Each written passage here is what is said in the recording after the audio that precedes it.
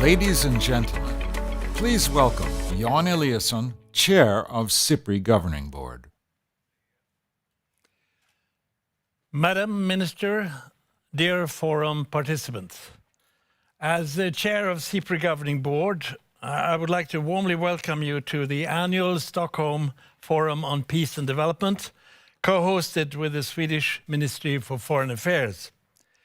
We are happy and indeed proud to organize this 8th version of the Stockholm Forum, together with 57 partners and more than 4,000, in fact 4,405 registered participants from 158 countries. We will be offering over 60 sessions in the coming days. Impressive statistics, isn't it? But it's also lots of people and lots of ideas all around the world around this wonderful discussion and subject. Our virtual format also allows us to bring in perspectives from the global south more prominently, with some sessions being hosted by Swedish embassies, primarily in Africa. This year we are focusing on the theme promoting peace in the age of compound risk. We gather against a background of many interconnected risks or threats to peace and development, which have been reinforced and triggered, not least by COVID-19. We gather with a sense of urgency. This urgency comes out of the realization that we can no longer deal with issues in isolation. For instance, health impacts of the pandemic or its economic effects in isolation from political and social developments. They all hang together. And certainly not without regard to the ongoing climate crisis. Furthermore, we are witnessing, unfortunately, a global backsliding in democracy and respect for human rights.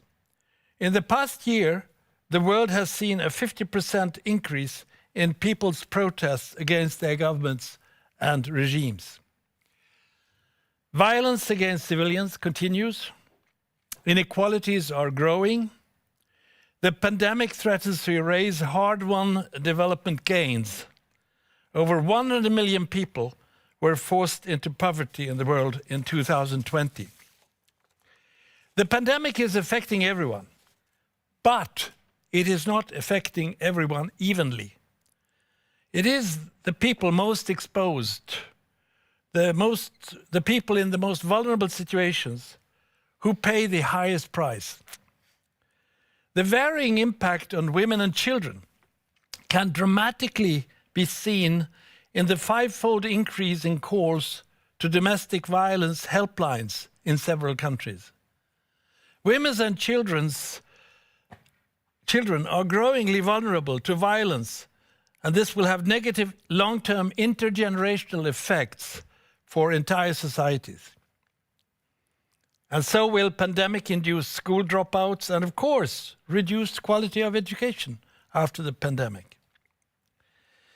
Risk and threats to peace and development are also escalating online and in cyberspace. That's why we at the Forum want to draw attention to digital technologies. But let us also recall that there are digital solutions. We will discuss how to harness new technologies more effectively for peace-building purposes and projects. We are happy to co-convene a number of sessions together with the 2021 OSCE-wide Cyber ICT Security Conference. In fact, it is the compound nature of risks that calls us to now rise above our individual organizations and sectors, above our mandates, above fixed skill sets and limited resources. We need to cross borders and we need to cooperate. If we want to be truly proactive, strategic, and act preventively, we need to recognize how different problems interact and are interrelated. We also need to see if there are common sources behind the problems. We need to place the problems at the center and then gather those who can do something about them. Through this horizontal mobilization and discourse, we can reach much better results than from silos and vertical approaches. We must simply get better at shaping collective responses, and this regardless of whether we are governments, international organizations, private sector, civil society, researchers or individuals. We are in this together. Thanks to our host, the Swedish Ministry for Foreign Affairs, we will at this forum also place focus on the role of the Organization for Security and Cooperation in Europe and explore what the OSCE as a regional organization can do further for peace and security. I'm sure that Foreign Minister Linde, as chairperson of the organization this year, will come back to this challenge. I'm grateful and thrilled that we will have a very diverse and eminent speakers, list of speakers representing different categories here at the forum. And finally, I would say improved collective responses will require also that we look as much inwards on our motivations, incentive structures, and ways of operating as we look outwards to place our own contributions in perspective and in the larger scheme of things in the world. So I thank you for this introduction, chance of giving an introduction, and I now turn to the moderator, the renowned international correspondent Robyn Kriel. Robyn has recently worked for the CNN, covering major news stories across the African continent. She was recognized by Michelle Obama, among others, for her courageous reporting. She's also the recipient of Edward Murrow's Award for in-depth serious reporting and has been awarded 2 Lone Star Emmys. So thank you, Robyn, for accepting to moderate this opening segment and some of today's panels at the forum. So over to you, Robyn. Well, thank you so much, Jan Eliasson and your team at SIPRI for their enormous hard work. Welcome to the 2021 virtual Stockholm Forum on Peace and Development. I'm Robyn Kriel. Great to have you with us. Well, it's been more than a year since the COVID-19 pandemic tore through the globe, and in some respects, the world has arguably never been more divided, from response to information to treatment, and now vaccinations. However, in other respects, the international community has rallied together, and for some it seems a semblance of a new normal is in sight. If it seems possible, though, an even larger and more serious threat looms. And it's connected to the pandemic. It's arguably the most serious existential threat ever to face our generation: climate change. The future is warmer and more deadly. And the fallout from both of those catastrophes is going to be enormous. This indeed is a pivotal moment, one more reason to join forces to come up now with innovative responses. Well, as we tackle the enormous and mounting hurdles facing our world, countries in need are turning to international financial institutions for economic help to sustain peace and development. Kristalina, Georgieva, who is the managing director of the International Monetary Fund, the IMF, joins us now with more on how the IMF plans to help countries both recover and mitigate some of these risks in the future. I would like to thank SIPRI and the Swedish Ministry of Foreign Affairs for inviting me to speak. Promoting peace in the age of compound risk is crucially important and indispensable from economics. You cannot have sustainable growth without sustainable peace. You cannot have economic and financial stability without stability and security in people's lives. So let me share 3 types of economic risks that, if left unaddressed, can affect global peace. First, the risks from our global interdependence. At its best, interdependence can lift people up, but it can also amplify shocks, as the COVID pandemic clearly showed. This crisis will not end anywhere unless it is over everywhere. Vaccine policy is our best economic policy this year, next year, essential for the recovery. Together, we must ramp up vaccine production and distribution, especially in the poorest countries. We also face other risks from global interdependence.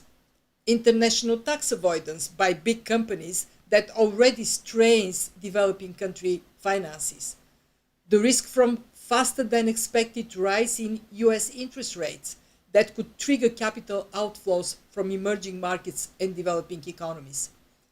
And think of the risk of a digital Berlin Wall that forces countries to choose between technology systems.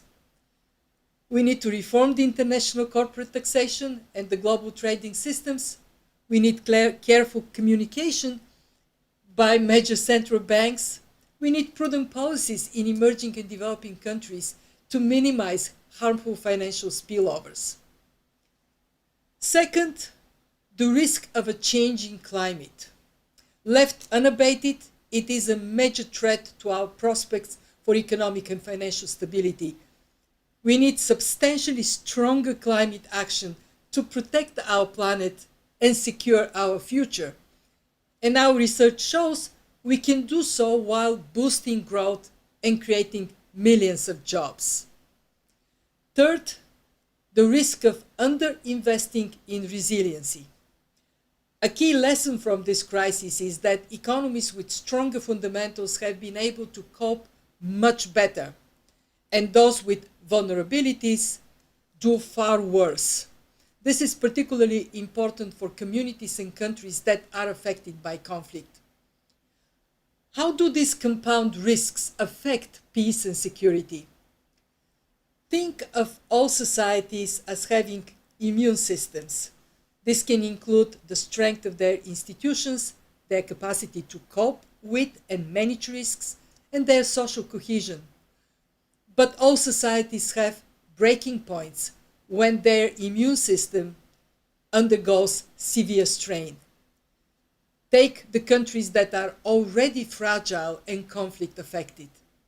These are precisely those countries where we must build peace and prevent future conflict.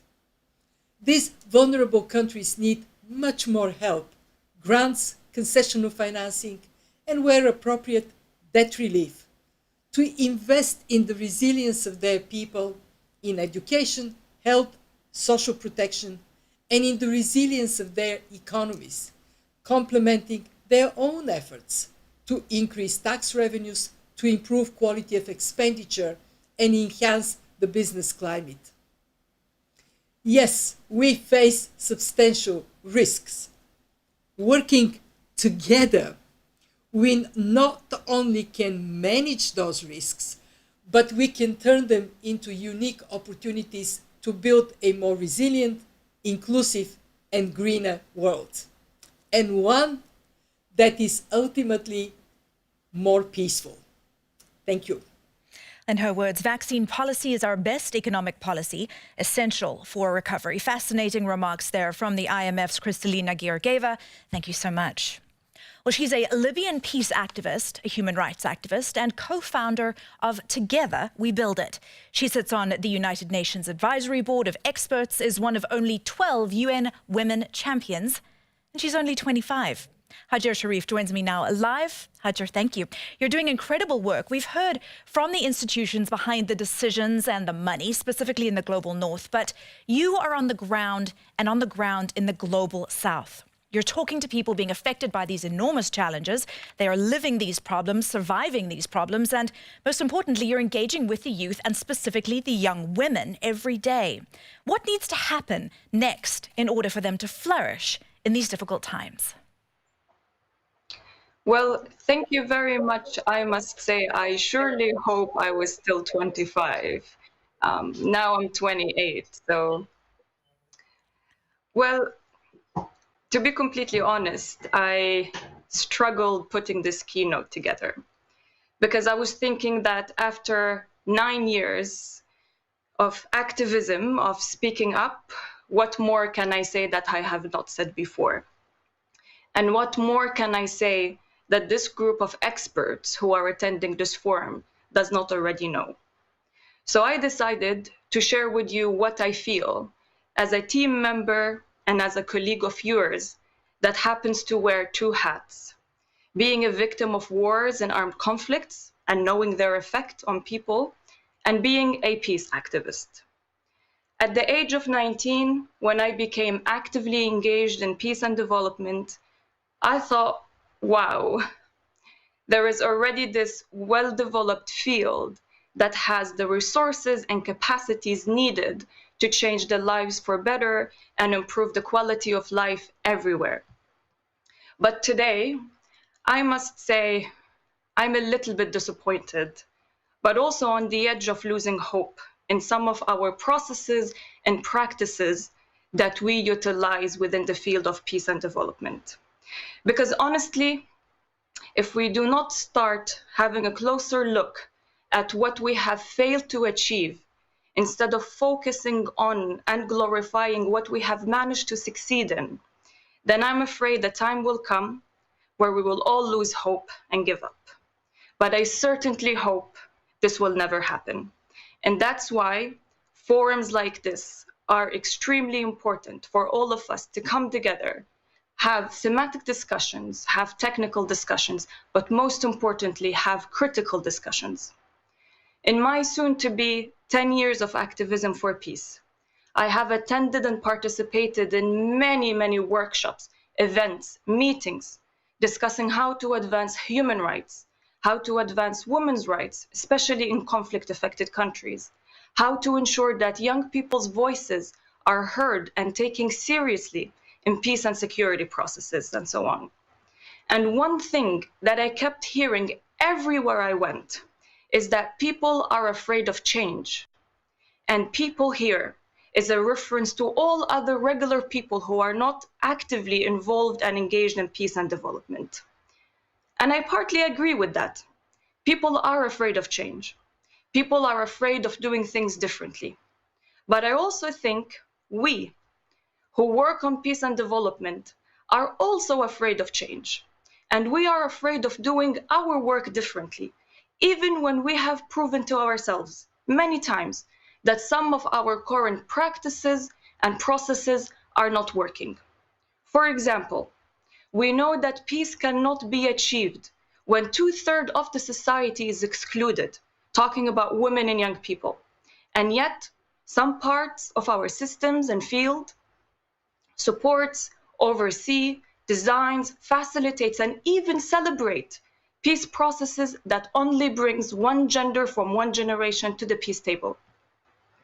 We are afraid of change, and we are afraid of doing things differently, to an extent that even when we are convinced that women and young people should directly participate in peace processes, we go about finding different ways to engage them on the sidelines of the process instead of simply doing our best to include them at the peace table. The more years that pass, the more I engage and participate within the international movement of peace and development, the more I realize this risk. We are as much change phobic as those who are not involved and engaged in peace and development. To their defense, they are afraid of change because they do not have all the knowledge needed to be convinced that the change we seek is for the benefit of everyone. But what is our excuse? What is our excuse? I believe we are afraid of change because we are afraid to fail. However, working on peace and development is unlike any other field. This is a field we join because of our personal values, morals, and principles. The international system and movement for peace and development is also based on these values, morals, and principles. So if a certain process or practice fails, we take it personal. We feel that we failed. While this fear comes from a moral place, I consider it dangerous because it blinds us, it makes us miss out opportunities that might accelerate achieving peace and development, and most importantly, it threatens the credibility and legitimacy of our work in the eyes of the people we want to serve. Denzel Washington, most probably many of you know about him. He has a very good quote. He said, "Just because we are doing a lot, it does not mean we are getting a lot done." And this is exactly how I feel.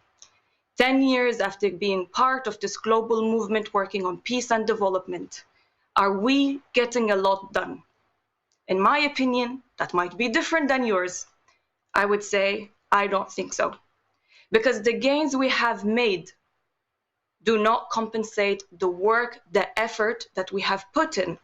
And most importantly, the personal sacrifices that many of us had to make this work a success. Now, there is many experts in this room who can identify hundreds of risks. But today, I chose to identify a risk that I think that is at the core of every other risk. The risk of losing hope and the risk of losing trust. So to try to mitigate that, I have a recommendation. From this minute onwards, throughout the whole forum, let's start asking ourselves, have we done enough? Are we getting enough done? Because we all know we're doing a lot, but are we getting enough done? Thank you. Well, thank you so much there, Hajer, Sharief. Incredibly poignant words, tough questions of the peace and development community, asking, are those working in peace and development afraid of doing our work differently? We do appreciate it. Well, joining me now live here in Stockholm in the studio is the Swedish Foreign Minister, Linde. Thank you so much for your time. And I want to ask the question that Hajer just posed, are we doing enough? We're never doing enough. We can always do more. And that's what I think is so important with forums like this, that we inspire each other. We see that we have different roles, that activists like Hajer and journalists like you reporting from different parts, politicians like myself, are doing things together. But the thing is that we need to have a goal that we are trying to reach, that we need to know what we are doing, and that we not just a quote that Hajer said, I think it was really good, not do just things that we don't know is getting to achieve a goal. The main focus of this forum, of this particular panel, is compound risk. Why is it so important at this moment in history? Well, first, let me start by thanking SIPRI for organizing this. I think I really should say so, because this is so important. I was here last year on the forum, and during my speech or my taking part in panel, I got, on my Facebook, people that I know from the Philippines, from Africa, from different parts of the world, who say, we are looking at you now, and let's get in touch again, let's do something. And this whole forum is so inspiring. And that's what I hope for this year too. Of course, the pandemic has shown that, there are weaknesses now in the way that we can see, but also the strength that there are so many more that can take part when it's done in this way than if we had it only virtual. And as my dear friend Eliasson pointed out, when a crisis hits, it often reinforces other crises and more challenges. And these risks are feeding off each other. Drivers of conflicts, human rights violation, disinformation, gender inequality, and social fractures, they are complex, and they can only be handled through cooperation and concerted actions. And that is why we need this kind of broad discussion and forward-looking solutions, bringing a variety of stakeholders with different perspectives, different mandates, different skills. And the key focus on this year's forum is to better understand the interconnected and compound risks that we are facing today, and how we can address them more effectively. And Kristalina, whom I also met several times, she pointed it out so eloquently that by working together, we can not only address risks, but also create opportunities for more resilient, greener, and thereby more peaceful societies. What are some of those risks and opportunities presented by this pandemic, particularly when it comes to the multilateral approach, which I know that Sweden is very pro?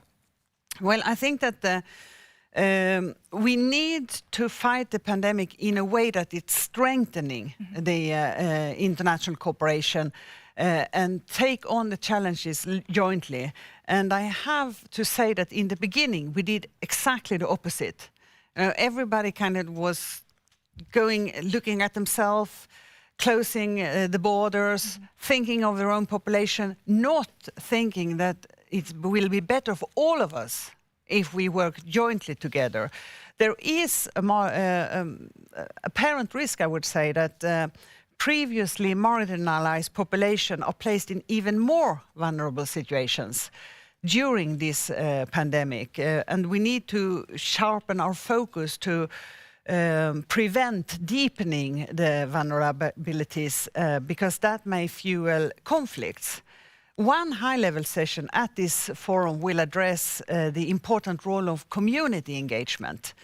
And I think it's important that we have interventions with communities and not for communities. And this is what the Director General of WHO, Dr. Tedros, used to say, and he's going to take part in this panel. So I think that we have to see that global resources can be scarce in this pandemic, and while we continue to address people's immediate humanitarian needs, we need to engage with a long-term perspective, what happened after the pandemic. We need to reduce the risk, we need to reduce the vulnerabilities, and by that preventing conflicts. Take us through how Sweden works with organizations such as the OSCE, which you guys are chairing currently, to tackle some of these issues. And what do you think we could do more of? Well, I think that regional organization plays a crucial role in this. And I have seen now as chair of the OSCE that we have principle, we have joint commitments. We need to uphold those principles and commitments. We have seen conflicts rise. It's just half a year ago that nearly 6,000 people were killed in a so-called frozen conflict. But it's not a frozen conflict if you have 6,000 people killed. That was Nagorno-Karabakh. And now there is a ceasefire, but there is no peace agreement yet. We have the military upbuilding in the border areas of Ukraine, where we use the tools of OSCE to help a de-escalation of the situation. And just this weekend, I had to call my colleagues in Kyrgyzstan and Tajikistan because one of the border areas has again get a conflict where, well, there is not exact number, but 60, 70 people were killed, and several hundred were wounded, many displaced. And the main reason for the conflict to, explore this time was the water. It was the conflict about water. Here comes the issue of climate and security which is also a topic that we will deal with. Definitely interconnected. And what would you most like to see coming out of this forum? Well, with so many interesting and important and panels and participants, I really have very high expectations. I will listen to many of the panels, and I think there should be a open and frank discussion. I think the opening speech here by Hajer was very good. She was very tough.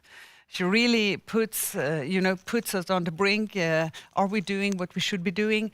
I think the issue of women should not be forgotten here. We have a feminist foreign policy in the OSCE. We have the Women, Peace and Security. She was saying exactly what happened. There is too few women in this issue of conflicts and peace and security, and that's needed. All right. Well, thank you so much, Minister Linde. We do appreciate your time, and we do appreciate the MFA's involvement and, of course, SIPRI's involvement as well in running this panel. Thank you so much.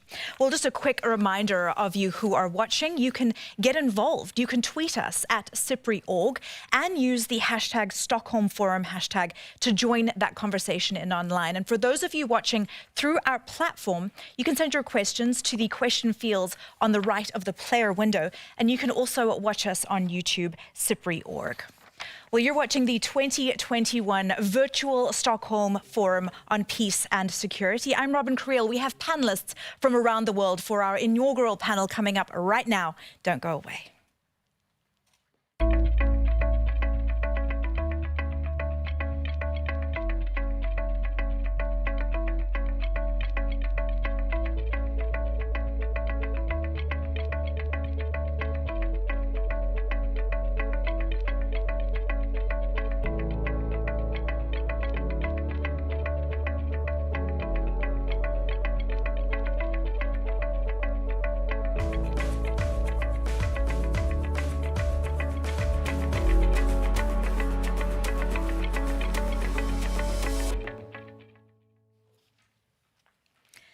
Well, a warm welcome back to the virtual Stockholm Forum on Peace and Development. Our very first panel is focusing on managing interconnected risk, the promises and pitfalls of the international system. But what does that mean exactly? Let's take the COVID-19 pandemic as an example. The COVID-19 pandemic directly threatens global health and reinforces conflict, geopolitical tension, debt burdens, and socio-economic inequalities. All this is happening against the backdrop of ongoing climate change. How are global and regional organizations rising to the challenge? When hundreds of developing countries faced with pressure on healthcare systems, high death tolls, and subsequent lockdowns, economies have been decimated, jobs have been lost, debt burdens increased, and the gap between rich and poor has widened even more. In India, has reported more than 18 million COVID-19 infections, 3,000 lives being lost daily, with only 1.8% of people vaccinated. Israel, on the other hand, reports no daily deaths for the first time in 10 months, and 53% of its population is fully vaccinated by now. Well, in the global north, millions are currently being vaccinated, others are being left behind. Long-standing relationships between allies have soured over travel bans, causing geopolitical tensions, and we've even seen physical conflict, racism and xenophobia, human rights violations on the rise. All this is happening with the climate crisis looming in the background. I experienced this interconnected nature of risk firsthand when reporting from Dadaab refugee camp in Kenya during the war and drought in Somalia. Our translator was speaking Somali to the new arrivals at the camp, who were streaming in with their loved ones, young and old, and whatever they could carry, and moving into the hundreds of newly erected UNHCR tents.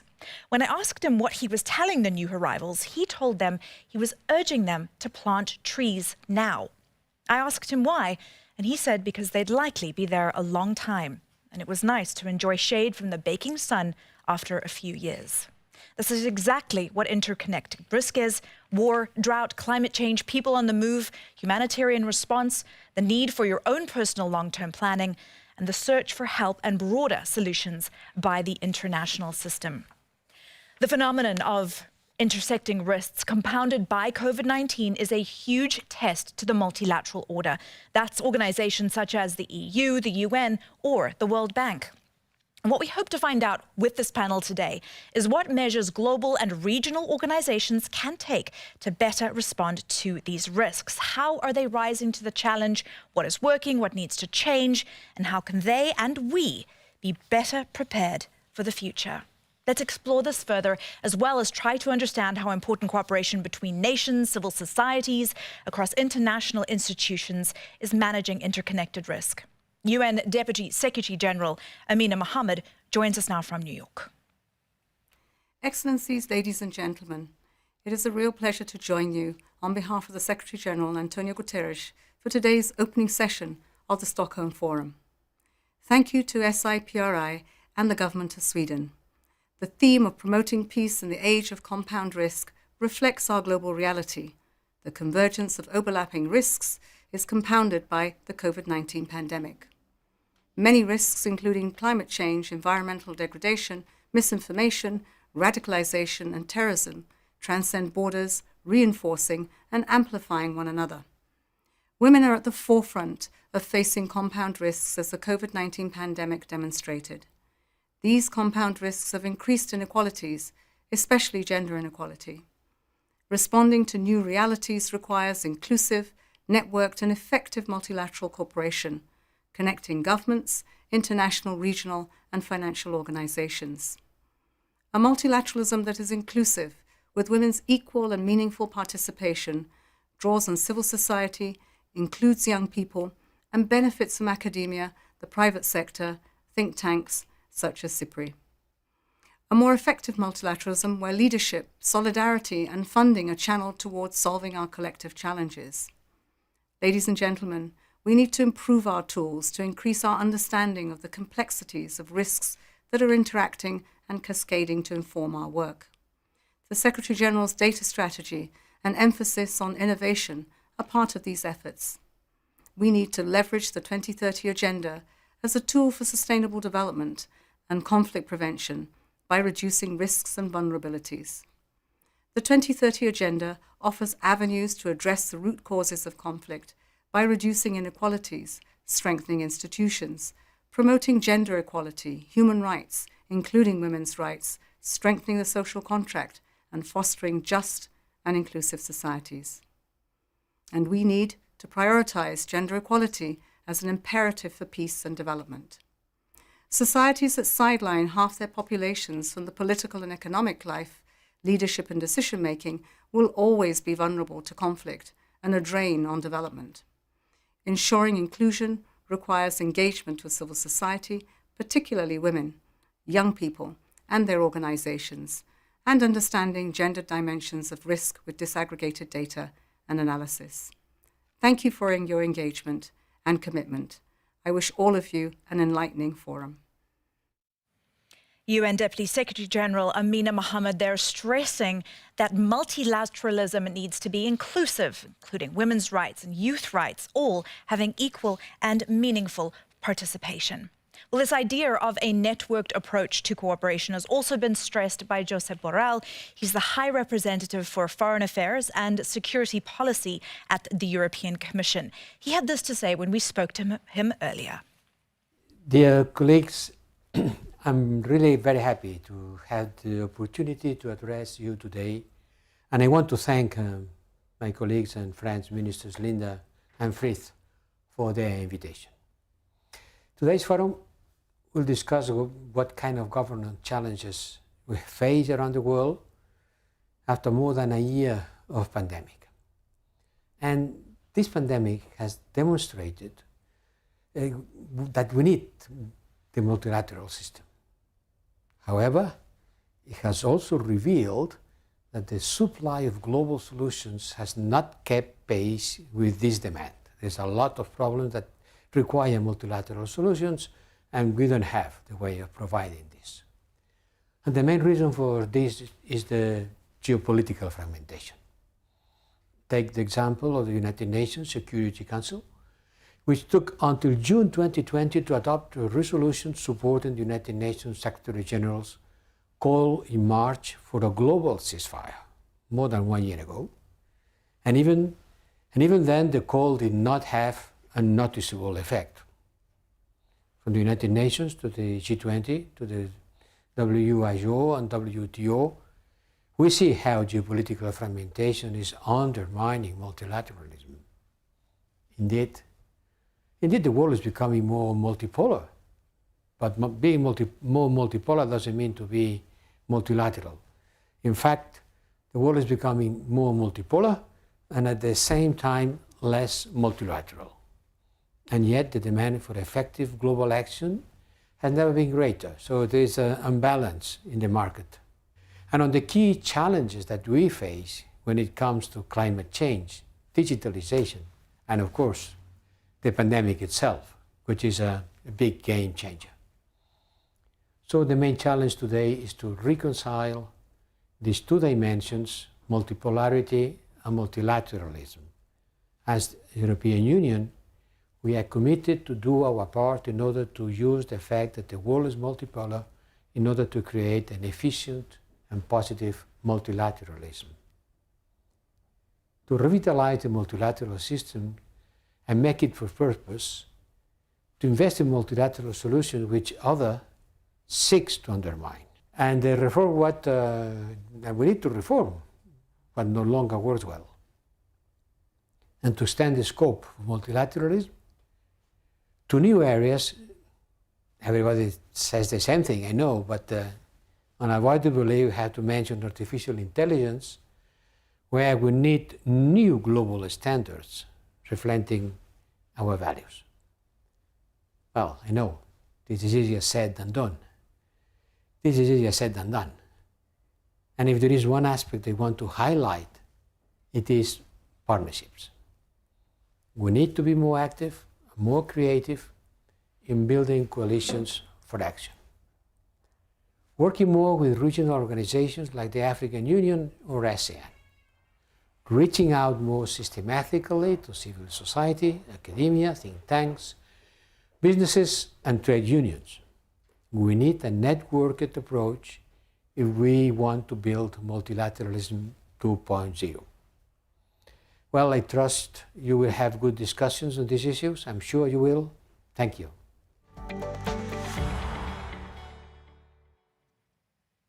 Well, that was Joseph Borrell of the European Commission stressing that same theme, that while the multilateral system is critical, going forward, the global supply of solutions is running low. Definitely seems to be a theme. Well, I'm joined today by a panel from around the world. With me in studio is Sweden's Foreign Minister, Linde. Thank you so much for your time. I'm also joined by Hajer Sharief, who is live for us virtually, as well as Anne-Marie Slaughter, the CEO of New America and former Director of Policy Planning for the U.S. Department of State, the first woman to hold that position, I should add. And Hajer, I didn't mean to skip by you. We did have you earlier as our keynote speaker, but a peace and human rights activist. We're waiting to see if we can get Liberia's foreign minister on the line with us as well.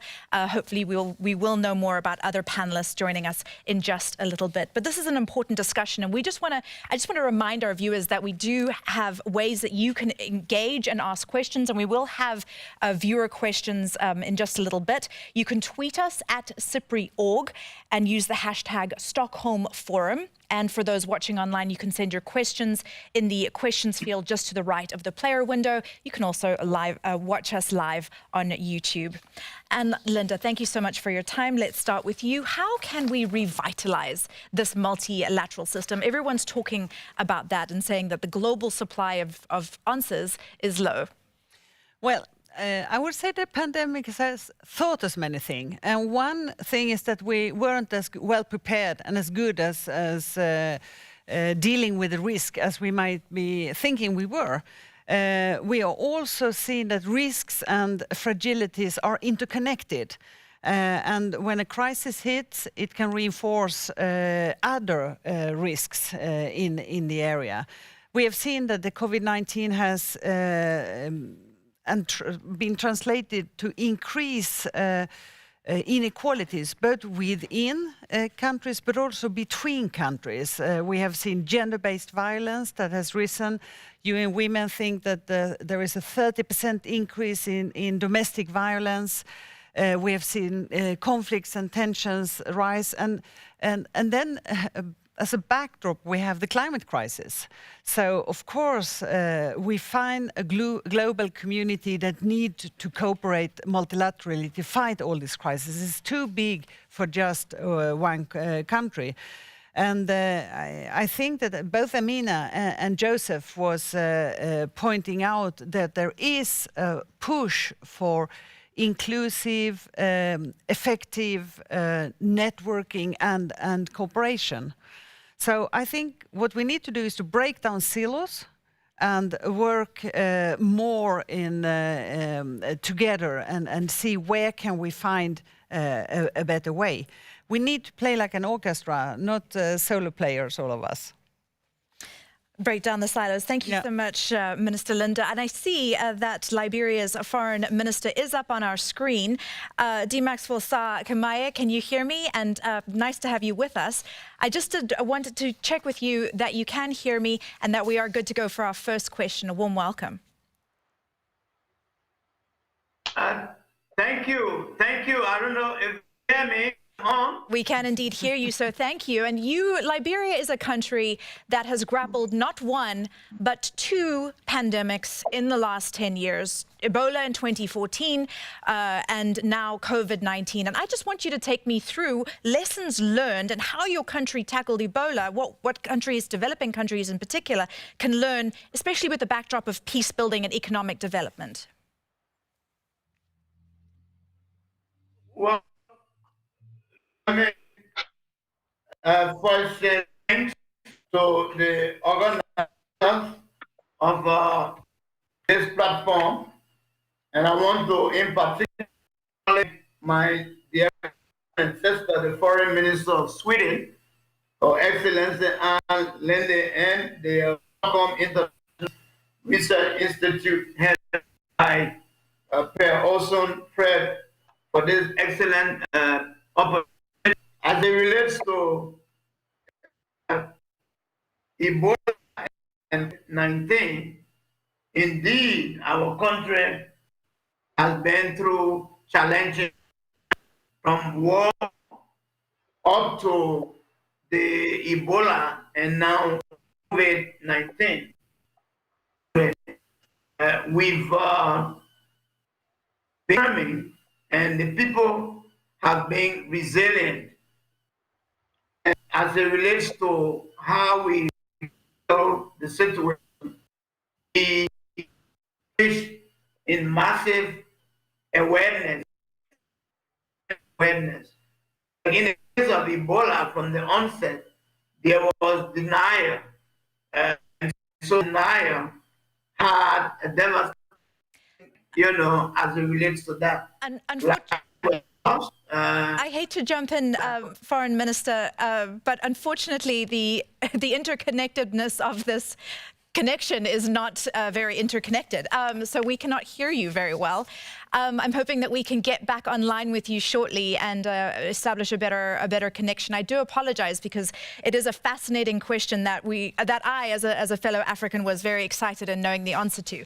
So let's stay with you, and we're going to continue working through that connection. And in the meantime, I'd like to go to Hajer because of something that you said earlier. You said that that we're afraid of doing our work differently in terms of peace building and economic development. Can you take me through why that is? You also said you were disappointed and on the edge of losing hope, which was, I mean, just very sad, but I can definitely understand how young people, young women especially, would feel that way. But how can we and you do your work differently? Yeah, that's a very important question. At the end of the day, of course, I cannot speak on behalf of other people. I can only speak on behalf of myself. But I must also say that many of the conversations I'm having, whether with young women, but also other women's rights activists, for instance, and other activists, it seems that I'm not the only one who's disappointed, and I'm not the only one who's on the edge of losing hope. Now, whether all of you get to hear about it from them or not, that's a completely different question. But this is a conversation that is taking place on the ground and within several activism movements. Now, why I think we're not doing our work the way we should be doing it, I'm also realistic and pragmatic that you only get to know that something does not work well after you try it.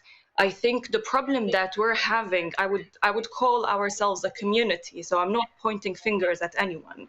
The problem we're having as a community working on peace and development is, as I said in my keynote, we do take our work very personal to an extent that once we do our work, we try a specific process, we try a specific system or a practice, and we can see that it's not working, or people on the ground or people who are affected by our work do tell us face to face that, well, this did not improve the situation, or maybe it made it worse, or they do give us feedback in different formats.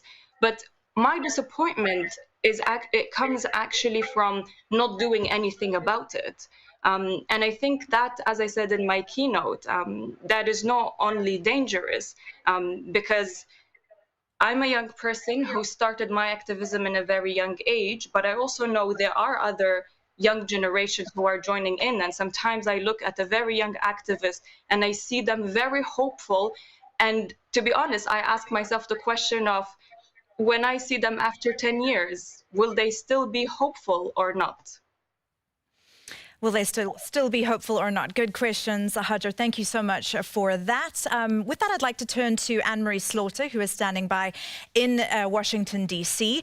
What do you think are the barriers to this networked cooperation that everyone is talking about? Why haven't we achieved them yet? I realize the COVID-19 pandemic in a lot of ways created invisible barriers, but surely there must have been ways before the COVID-19 pandemic hit that we could have come to some necessary, slightly better conclusion than that. Well, thank you for that. And I should just add, I actually come to you from Princeton, New Jersey. Because of the pandemic, I haven't been in Washington for a year. So I think there are a number of reasons why networks or networked multilateralism is easy to talk about and hard to achieve. One is just standard interest, right? It's to get the kinds of networks we're talking about, you really have to break down those silos. You have to urge people to, you have to get people to cooperate. And that does mean doing things differently. And there, Hajer is right.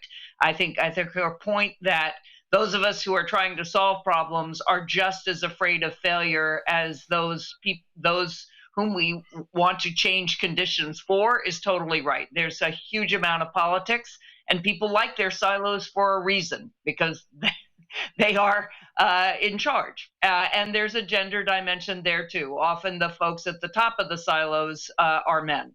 The second issue is it really takes management of networks. There's a whole category of jobs of collaboration management or network management where we actually have to pay people to oversee the network and constantly to be pulling the people who and the institutions who are part of that network, making sure they're still aligned, making sure that you've avoided or resolved conflicts, just simply pushing people to achieve agreed goals. It's as we heard from Jan Eliasson at the beginning, it's horizontal. It's horizontal mobilization, and that is a different kind of leadership. And really, the third reason is we need metrics for impact. And here again, I think Hajer was right. Fundamentally, we need to be seeing what works. So in some areas, that's easier to do. If you look at the Global Alliance for Vaccines and Immunization, you can tell, are you immunizing children or not? And if you're not, you can change it. It's possible to take all of the SDGs and actually put in place real metrics, but we haven't done that. If we did do that, we'd know what is working, what is not, and we'd have to change it. And equally, and this is very important to this sort of more horizontal networked vision of global cooperation, if we did that, we would attract much more impact capital. There's $3 trillion of impact capital out there looking for investments, but they're only going to invest if, in fact, we can demonstrate that those investments are, in fact, achieving impact. So I think I'll stop there. Well, and a follow-up to that would be, in terms of those metrics for impact and gaining all of that, how do you do that and not create more bureaucracy? How would you say that would work?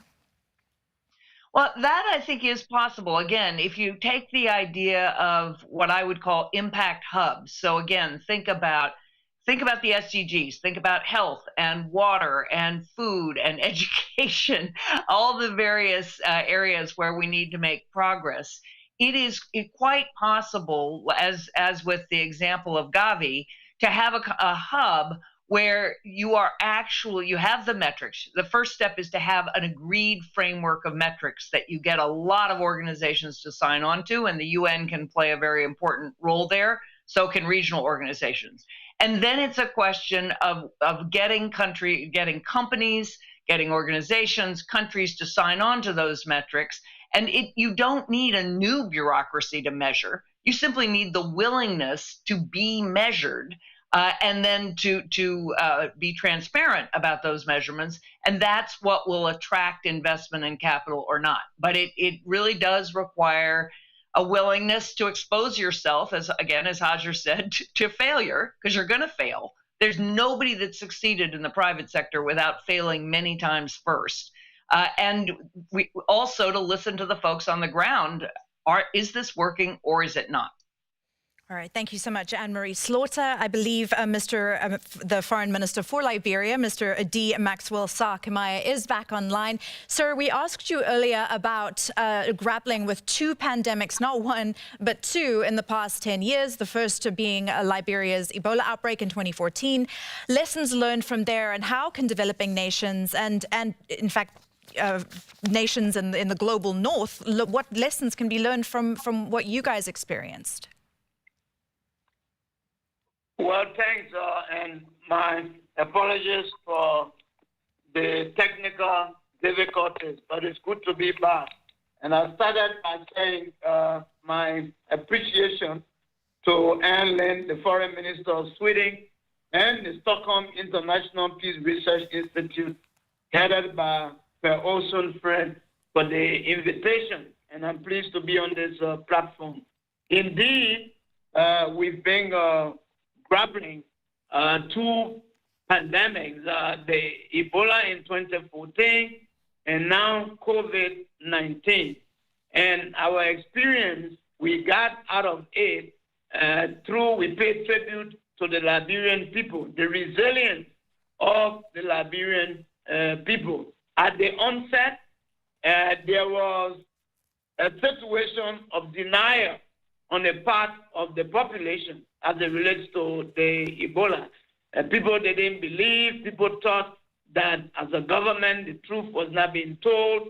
But soon it was realized that that was a reality. And we then embarked on massive sensitization and awareness, of the situation. Our Ministry of Health took charge, and as a government, the health protocols were adhered to. The health protocols were adhered to, which had to do with washing of hands, dead bodies were not being touched. And then one good thing that stood out and is also standing out now as it relates to COVID is multilateralism. The world came together, and through support from the world, we were able to, because we realized that we are in a global village. Soon, the situation that was happening in Liberia as it relates to Ebola, in Nigeria, through one of the Liberians, the Ebola affected Nigeria, and then it went even on to the USA. And so the whole world came together through multilateralism. The United Nations, the United States of America, the CDC, and our international friends and partners, they all came together. And Guinea, Sierra Leone, and Liberia from the Mano River Union, there was a consolidated appeal and consolidated approach towards containing the Ebola, which paid off. So multilateralism really paid off in terms of that. And even now, as it relates to COVID-19, one COVID case in any one country, the world still needs to be concerned. And right now, as we have it, through the COVAX facility, the vaccines are being rolled out, to Liberians. And again, it is through multilateralism. And of course, massive sensitization and awareness and adherence to the health protocols. Minister, thank you. We're talking about multilateralism. Let's drill down deeper and look at concrete ways that the World Bank, as a major multilateral organization, works to analyze and approach interconnected risks such as health, economics, environmental, famine and conflict risks. And let's bring in Axel von Trottensberg, who's the Managing Director of Operations at the World Bank. The COVID pandemic has been a brutal reminder how interconnected the entire world has become and how badly it can affect the economy, the social situation, and the health situation at the same time. We have seen massive impacts in all the countries in the world, but unfortunately, as usual, the poorest countries suffer the most. What we have also learned is that you cannot only focus on the short term, you have also to keep the longer-term challenges in mind. We have been focusing on the health challenges, working with the international community, with the UN system to respond on this. At the same time, also supporting to strengthen social protection systems, and then also look on how we can support the traditional development agenda. And that can be in the social sectors, particularly education, but also looking at the more difficult challenges such as climate change. We cannot lose sight of when a crisis comes that we are only single-mindedly focused on one crisis. These crises are interconnected and have long-term impacts. Therefore, what we need to do is an overall approach aggressive response on the short term, while also looking how we can support a recovery that can be resilient as well as inclusive. This means we need to put a lot more investment in crisis preparedness, and we are scaling this up, not only in the health sectors, it is also with regard to natural disasters, and it needs to be in the economic area as well. This is a major challenge, not only for the lower income countries, but also for the middle income countries. We hope to deliver a package of support over a 15-month period of about $160 billion by the World Bank Group. This is an important contribution, but it will not be enough. Countries will need massive support to recover from this crisis. All right, I'm being told that we do have a representative from the African Union who's joining us now, Fiona Lorton. She's the AU representative, the AG director. Thank you for your time. We're talking about multilateralism, how all these different risks are massively interconnected, more so than ever right now. What can the organizations such as the African Union, and let's focus on Africa, SADC, and regional organizations as well, do better, not only to combat the COVID-19 crisis, but all the different interconnected risks that spin off that, as well as climate change? Thank you very much for inviting me here. I shall be reading the intervention of my commissioner, Bankola Adeoye, who was unable to attend because he's currently undertaking a fact-finding mission to Chad following the assassination of the president there. Ladies and gentlemen, in times of crisis, the world looks to the international system to manage transnational threats through international cooperation, solidarity, and burden sharing. The steps taken to avert the COVID-19 pandemic have revealed the weaknesses of multilateralism and, to an extent, have brought to light some of the changes we need to make for better delivery of services to the global population. There has not been so much demonstration of nationalism when countries look inward, forgetting the interconnectedness of the threat we are all facing. There is an evident rift between the industrialized West and middle and low-income countries. The AU recognizes the leverage presented through acting in a unified manner. The current reform process at the African Union Commission has been a testament to our belief in collaboration as a continent and working together as African nations with a common purpose and destiny. This thinking has promoted a spirit of togetherness as we address threats that are common to all of us.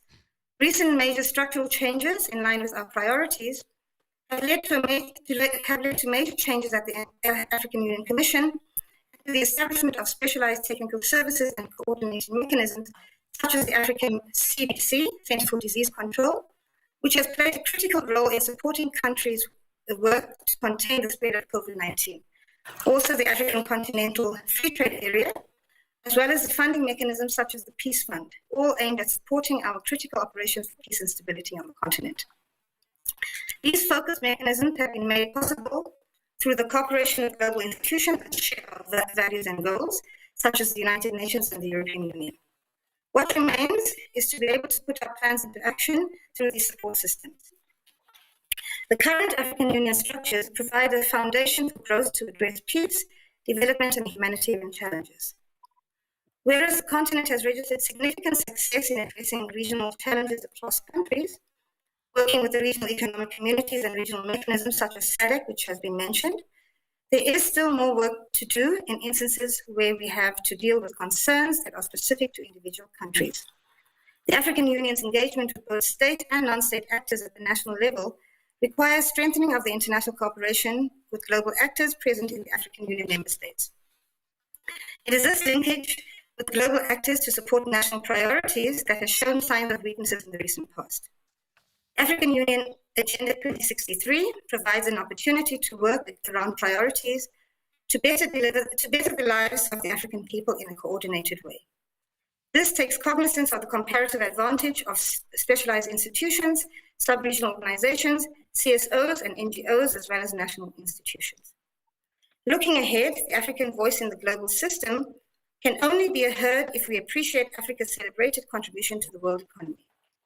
This calls for a more democratic international world order, where Africa has a much more fair representation, including such as representation in the Security Council, permanent representation in the Security Council, and other global efforts that drive trade, politics, social and humanitarian affairs, development, and climate change agenda, among others. We can only tackle interconnected risks with our partners if we work through an international order that is both truly democratic and equitable. The COVID-19 effects have sent shockwaves throughout the economy, throughout the economic, social, and political fabric of society. What started as a public health crisis has manifested in all other sectors across the world. In Africa, we have seen a series of conflicts arising in places where scheduled elections could not be held for fear of spreading the disease. Striking a balance between public safety and national security has kept governments seeking solutions. The African Union Commission has increasingly worked with the regional economic communities to deploy preventive diplomacy missions to countries at early stages of conflict.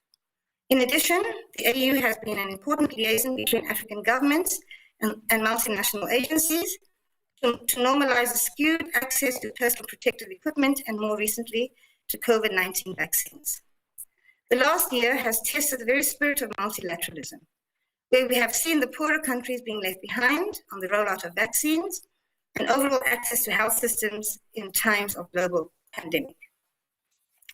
The technological advances today present both risks and opportunities. Whereas we have been able to harness the power of technology for support to governance and peace and security, certain expertise can be disruptive when it falls into the wrong hands. Successful projects for world peace have adopted the application of machine learning and artificial intelligence in ways we have never seen before.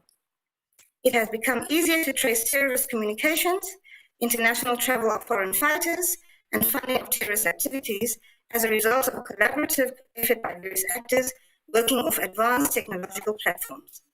On the other hand, we have also seen the use of advanced technologies by terrorist organizations and disruptors to make explosives that are increasingly lethal and difficult to locate. These have, in many cases, led to high casualties among civilian populations and made demining work extremely complex and expensive. Thanks to the advancements in robotics, solutions aimed at reducing injuries and deaths from terrorist acts are slowly being made available to countries. Improvised explosive devices, IEDs, explosive remnants of war, ERWs, and landmines still litter some of our war-ravaged countries in Africa and also pose a threat to demining teams that support our post-conflict reconstruction efforts, as well as the local populations that continue to live in these regions. The engagement of regional mechanisms and regional economic communities that form the African Standby Force are building command, control, communication, and information systems known as C3IS of the 5 standby forces on the continent, which form the ASF. This investment in C3IS capabilities is expected to boost the efficiency and effectiveness of our peace support operations. Collaboration with research and academic institutions will also play a pivotal role in building applications that will secure our data, borders, national assets, and people. Yep. However, achieving global security requires unified efforts among institutions, countries, and continents. All right. Both industrialized countries and developed economies must work together through robust networks and collaborative platforms. This has major implications on resource allocation for world peace, which is a common good. Fiona Lawton, thank you so much, AU representative there. We do appreciate your time. We do have 5 minutes per panelist, and that was certainly a fascinating, statement that you read there, talking about the weaknesses of multilaterals, public safety versus security. It's indeed something that's been playing out across the African continent, not just across the African continent, though, across the world. But I want to touch on something that has come, one of the questions that has come in from Somalia, but I would like to ask my colleague here in studio, Minister Linde from the Swedish Ministry of Foreign Affairs, about it. This question says, how can the international partners help when climate change causes conflict? And this is specifically talking about Somalia and Africa, but Sweden has been championing the issue of climate change at the Security Council. How can they help in such cases?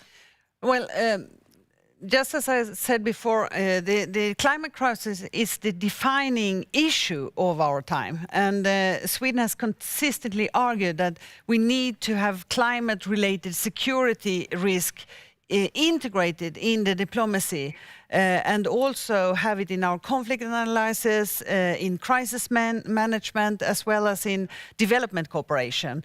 And we put it on the agenda of the Security Council during our tenure. And I'm very happy now that John Kerry has been the climate envoy put on the National Security Council, because that really shows that it's walking the talk. And we need to better take the effects of climate change on human security into consideration, and combining the political and economic and environmental pressures.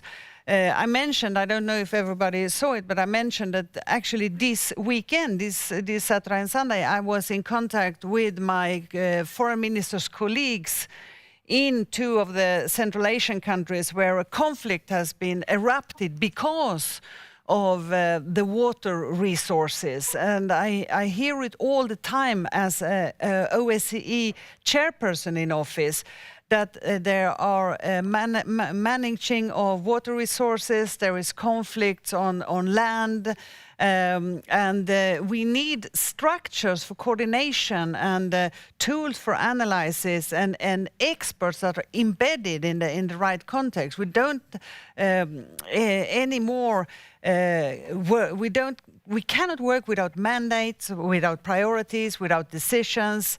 And that is where we as politicians come into the picture. We need to point at the same direction. We need to walk the talk when it comes to bold priorities and decision-making and financing, not the least. And here we have the United Nations Climate Security Mechanism that was initiated by Sweden when we were in the United Nations Security Council in late 2018. And that was a good example of integrated work. It's a small mechanism, but the strengths of the UN Department for Peacebuilding and Political Affairs and UNDP and UNEP are combined.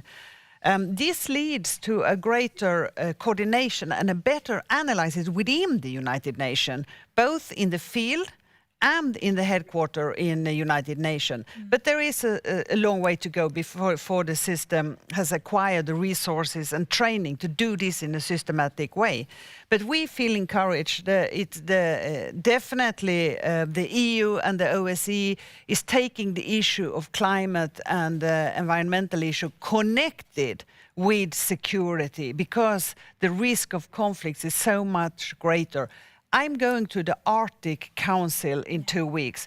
Both the Foreign Minister of the United States, Antony Blinken, Foreign Minister of Russia, Sergei Lavrov, and the others of us will now see how climate change has made it a more difficult area and more interest from the big powers, because the ice is melting. It's getting more and more, tense in the area. We want to keep it a low-tension area, and then climate change come in and make it a more tense area. So it's an absolutely important issue that is not yet on the top of the agenda. Indeed, a hugely important issue, and as we know, the world is warming up. As you mentioned, the ice is melting. I would like to now go back to Hajer Sharief, who's been standing by. We've got so many wonderful guests with such incredible insight, but I wanted to talk to you about the issue of climate change and women. You obviously champion, especially young women. How do you feel that multilaterals can better address these two silos? How can they bring them together more? How can they make it easier for young women grappling climate change? This is, as all the questions you asked, is very and extremely important. I'm going to take it back to some of the things I mentioned, but also Anne-Marie also highlighted very eloquently. In my opinion, I think we're slightly, perhaps, premature in understanding the issue of gender inequality and gender discrimination, I would say, in decision-making processes in general. Because although what we see on the ground, for an example, with the climate change, the movement that is leading it, we see young people, we see women, we see these are literally the people who are even speaking and convincing the public about the importance of the issue, but also so when it comes to other issues as well. However, how many of these people do we see when it in the tables of decision-making processes?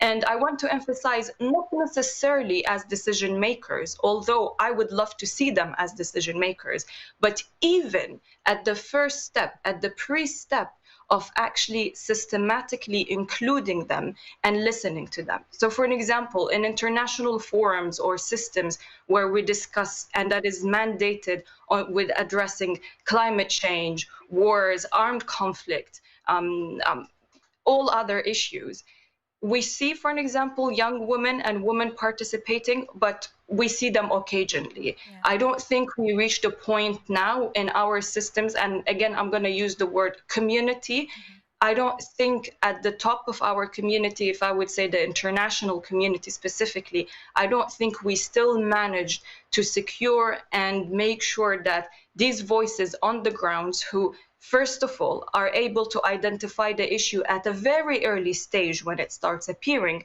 but also including and bringing in the voices on how such an issue affect people on the ground. Because if we're talking about climate change or we're talking about armed conflict, all of these issues affect people differently. So if we want to address them, they need to be addressed from a comprehensive approach, and that can only happen not when we occasionally listen to women and young women, but when we systematically do that.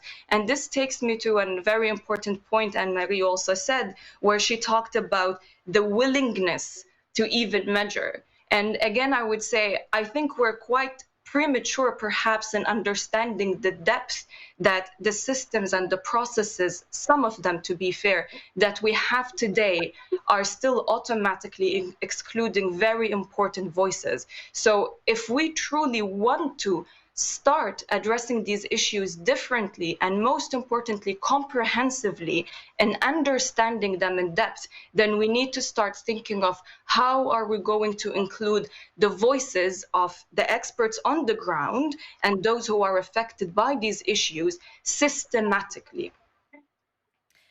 Thank you, Hajer. And I'd like to ask Mr. Dee-Maxwell to come in here and to tell us a little bit about how during the country's 2014 Ebola response, but as well as this pandemic's response, how did you go about making sure that the voices of women were included? And you mentioned resilience earlier, and that's another question that we've gotten. What does resilience look like, and what does it take to get there? How do women feature in this whole resilience argument, and how would you say it fared when you were fighting the 2014 Ebola pandemic and this current COVID-19 pandemic? Thanks. First, let me pay tribute to the women of Liberia.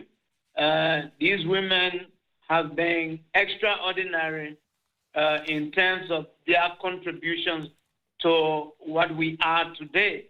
But unfortunately, or it is an irony, that with all of their immense or immeasurable contributions to our society, yet there remains so much that we need to do in terms of ensuring that there is gender equality, that the women have their rightful role in society. And this is why I salute and say hats off to Sweden and countries alike for their feminist foreign policy objectives. And constructively, I envy them for that. I believe in such, and I hope that one day our country can fall in such a situation. And women during the crisis, and even for the Ebola, and even now, bear the brunt of what happened for their children. But yet they were the breadwinners during that time, and even now they were subjected to all forms of malpractices or things against them. So, but we are fortunate that the resilience we talk about, that they were an integral part of that. And when we talk of resilience, we're talking about women and all, but we're not just looking at the resilience from the human side. As it relates to the Ebola and even now COVID-19, the need for a resilient health sector cannot also be overly emphasized. So from a comprehensive standpoint, so we think that it's good to look at it, the country's health sector, from a comprehensive standpoint, so that the emphasis is not just placed on the Ebola at the time or now COVID-19, but even other illnesses. And so our partners also have been supportive of that. From Ebola, the country developed a resilient health sector plan and has since then been working towards that. In fact, also through multilateralism, there was a pool health sector fund that was established, and then you had the pool health sector fund steering committee. At the time, I was not foreign minister in government, but I represented the global fund, on that health sector pool fund steering committee. And it did work well, at the time. It did work well at the time. But Liberians, the need for us, and even besides Liberia, globally you can say, besides Africa, that there is still a long way to go in terms of women. But fortunately for us, we have a president now, His Excellency Dr. George Weah, who is Liberia's feminist-in-chief. And he has since then remained relentless or unwavering in his commitment and support towards women empowerment, not just from the health perspective, but from a holistic standpoint. And we think that is moving on as it is. And even now, besides the health thing, even with respect to political participation. So all in all, we need to step up, and we are committed towards ensuring that women have a rightful place. Personally, like me, whenever I go home to my kids, two of whom are girls, one is 7 and one is 14. As I enter my home, I have a common song or slogan with them in our Liberian colloquial that it is good to born girl child, meaning it is good to give birth to a girl child, as it is, as a means of showing them that indeed women are great and that there is greatness in them. And we look forward to seeing a society wherein women will be more. Like our population, we have about 50% of the population, they are women. Yeah. But yet, when it comes to political participation, they are behind. So we need to look at it from a holistic standpoint, do more critical consciousness and awareness among even women themselves, and to let them know that they have untapped potential, they have hidden potential that we need to bring out. And I believe that compared to men, even though I'm a male, yes, that women can be better managers. Thank you. Thank you so much, Minister. We do appreciate that. Let's bring in Mr. Axel von Trottensberg again. We asked him what his vision was and the role of the World Bank that could be played in conflict prevention while working with key stakeholders. Here's what he had to say. The vision of the World Bank with regard to fragile and conflict-affected states is very clear. We intend, and we will be, a very strong partner of countries that are confronted by conflict or fragility. This is core development, and we will be long-term partners. The second aspect is that we need to understand how we can best engage. Towards this end, it is critical to understand the drivers of conflict, to analyze this, to work with the international community and design an engagement model that can deliver results despite very challenging circumstances. And this is exactly what we have been doing. We have been doubling our engagement over the last 5 years in terms of finance, but also we have massively increased our presence on the ground. But this is not enough. We need to see, can we contribute also to the prevention of conflict? If you invest $1 in prevention, you can get about $16 in terms of savings down the road. So from an economic and financial perspective, it's a non-brainer, but it is awfully difficult. That means that our presence on the ground can help at a very early stage to engage with countries on how we could help and support efforts to prevent these conflicts.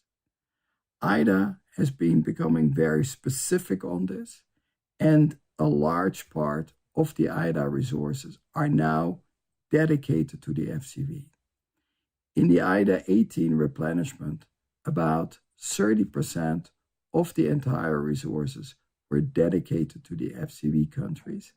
And my expectation is that similar, if not higher amounts, will be spent in IDA 19 and IDA 20. However, the World Bank cannot do it alone. First and foremost, we want to work with the countries that are involved and see how we can have a complementary role. Secondly, we need to work with our partners on the ground, partners of the UN, UNHCR, UNICEF, and other organizations of the UN system. But also, we would like to work with NGOs, with the private sector. We believe that only by creating coalitions that can work together, we have a fighting chance to confront the conflict that countries are coping with, and where also our role can be providing the value added that is expected from the World Bank. Well, Axel von Trottensberg, they're putting a dollar amount on it, saying for every $1 saved ahead of it, then 16 will be saved post-conflict. I would like to ask a very softball question to Anne-Marie Slaughter. What budget amount is needed for effective multilateralism? That has come in from one of our viewers. And what institutions do we have to address these new compound challenges, keeping in mind what the World Bank just had to say? Anne-Marie. Thank you for that. I cannot put a dollar amount on it, but what I can say is I think there's a fundamental tension here that is running through a lot of the conversation, which is that we have an international system that was set up in the 20th century for international challenges, for challenges that happen between nations, mostly issues of war and peace, and equal kinds of big economic issues. And those institutions, with a lot of other factors, have performed quite well to address state-to-state challenges. We now have a world in which we're facing global problems, human-centered problems. The issues are not able to be resolved between even the best foreign ministers talking to other foreign ministers in various capitals around the world. They are issues that are really more like domestic issues. They're the issues that face people every day. Again, food and water and jobs and education and health. And for that, you need a different system and you need a different perspective. And Minister Linde has led the way in feminist foreign policy and focusing on women. I would say she's really articulating a humanist foreign policy, a foreign policy that is centered on people. And to actually address those issues, we've got to, bring together lots of different entities, as we've been talking about, much more horizontal, creating networks instead of hierarchies. But we also have to have the metrics that allow us to see how well any particular approach is doing in terms of actually changing conditions for human beings on the ground. We still need foreign ministers. I don't want to say that we don't. Of course we do. But we really need to think about this in a much more holistic, global way and not just an international way. Well, with that in mind, let's go to the AU representative, Fiona Lawton. I just want to remind everyone to keep their answers short so that we can really get to the heart of the matter a little faster, because we are running quite low on time. How can the AU, as Anne-Marie just said, create networks rather than hierarchies?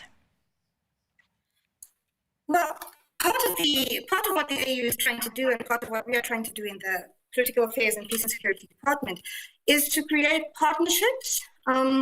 Because I think we start from the basis that the issues facing the globe today are too complex for any single organization to address and resolve on its own. And we can only do it if we work together.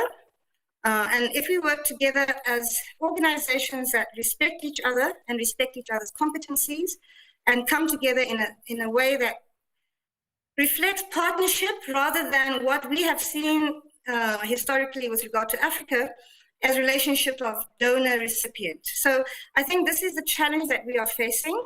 It of course requires a lot of work on our side, but it also requires really a complete change in mindset globally. It requires significant reform in the international system itself. And of course, we all know what the challenges are there. But I mean, I think this for me is really how we need to address this as a matter of partnership, because we can only address these situations and these conflicts and these challenges if we work together, because we cannot do it on our own. Thank you. Thank you so much. From the African Union, Fiona Lawton. I would like to go back to Hajer now and ask about that donor-recipient relationship that Fiona just mentioned. How would you say you can avoid falling into those pitfalls of the donor-recipient relationship and all of the sort of labeling that goes on with that? How do you think that the AU and other regional and multilateral organizations can look at this in a new frame? The answer to that is what Anne-Marie already said. We need a change in mindset, and we need to change the way we identify the problems and how to go about solving them. This is certainly something important.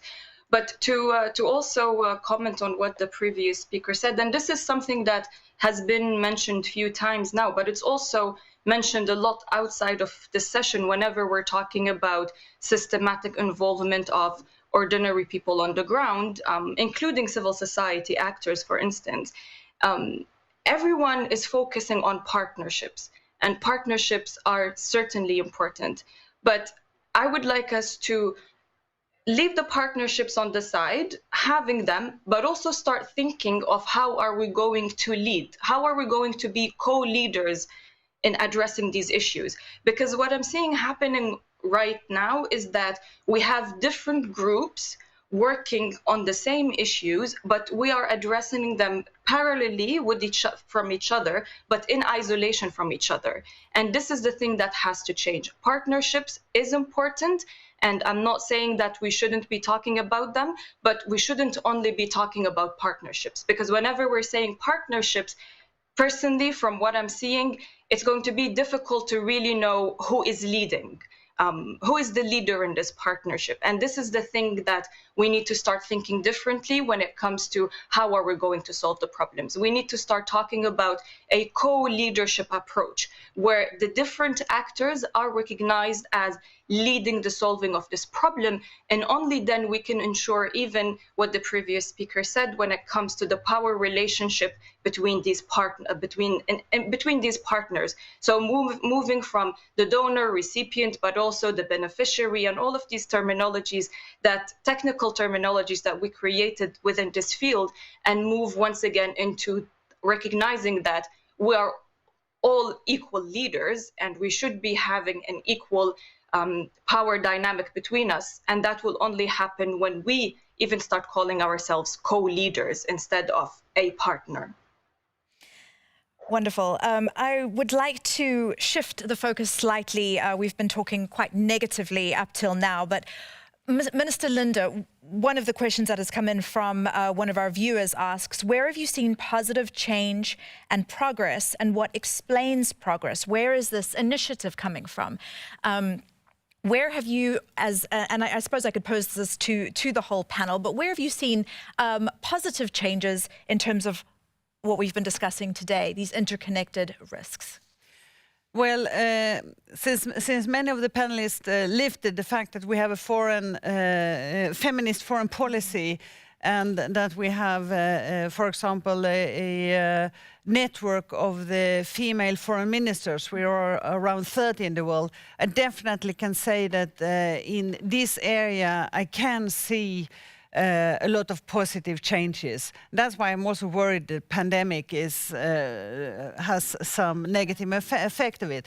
But as one example, we started with our feminist foreign policy with issues like women, peace and security, with sexual and reproductive health and rights, with a feminist trade policy, with the economic empowerment of women. And first we were kind of laughed at.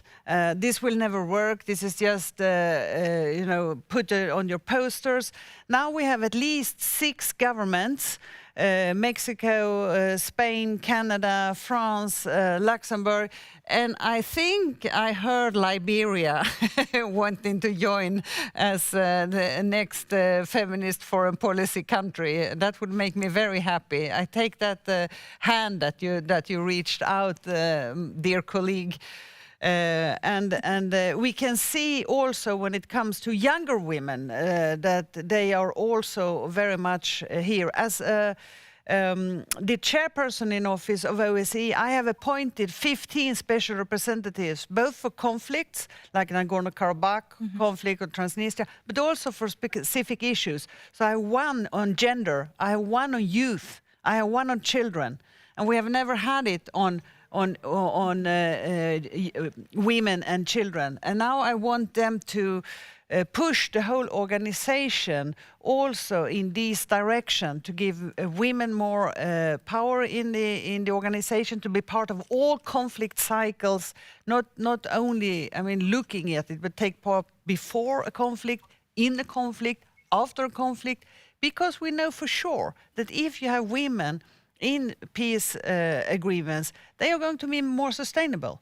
You have still only 6% of women taking part in real negotiation of peace agreement. And still we know that if they are there, they will be more sustainable, more peace with more women involved. So here I see positive change, like the person who asked the question wanted to know. But I'm afraid that the pandemic will have a throwback effect. Indeed, and as we've seen so many millions of women exiting the workforce because of this pandemic across the world, not just in developing countries, but in the United States as well. I believe it was something shocking, like 80% of those who've become unemployed were women. Minister Dee-Maxwell, rather, I would like to, as the one man on the panel, this is definitely not a manel, I would like to ask you, from a more positive perspective, what would the ultimate international response look like?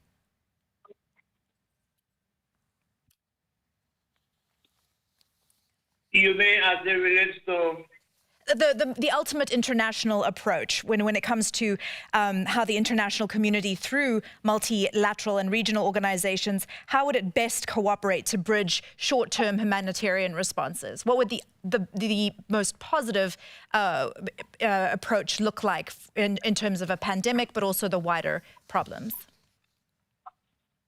Well, thanks. In the first place, from my own following up and tracking, it even right now is difficult for individual actors, to be able to achieve goals, even as it relates to peace and security by themselves,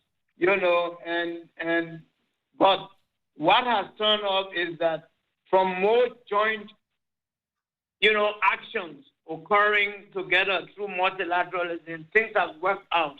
In Liberia, our own experience coming out of the civil crisis is a case, is a good case in point, as it is. So we think that there should be a greater sense of belongingness, even though, as was stated, we should not see it from a vertical, approach, funding or donors end, and then you at the receiving end. No, we don't want that kind of, that kind of thing. If it is seen from what maybe I will refer to from a flat structure standpoint or a horizontal standpoint, it will help to create a greater sense of belongingness, because everyone in the partnership or in the relationship will see value. And it's not because you have the biggest pocket, or the biggest purse, that means you're determined, in that way. And at the end of the day, all that we're discussing, the people are at the core. The people are at the center. Yeah. No matter what we do, even on this platform that we are talking about, how do those things translate to transforming the lives of the ordinary people? Because it is about the people, and not just about, ourselves. And so there are times, and this brings me to, some of the why multilateralism is good, but there are a number of challenges that I quickly just want to highlight. I know it may not be. There are times that while top-level cooperation, has become increasingly institutionalized, but this has not necessarily translated to effective, coordination on the ground, as it is. We had that experience. There are also times from our experience where tensions sometimes exist in the relationship, yes. Like in our case between UN and regional organizations. And that is where regional organizations, are very key. Like for us, the Manuel River Union, the ECOWAS, so regional organizations and all of that are very, very much key.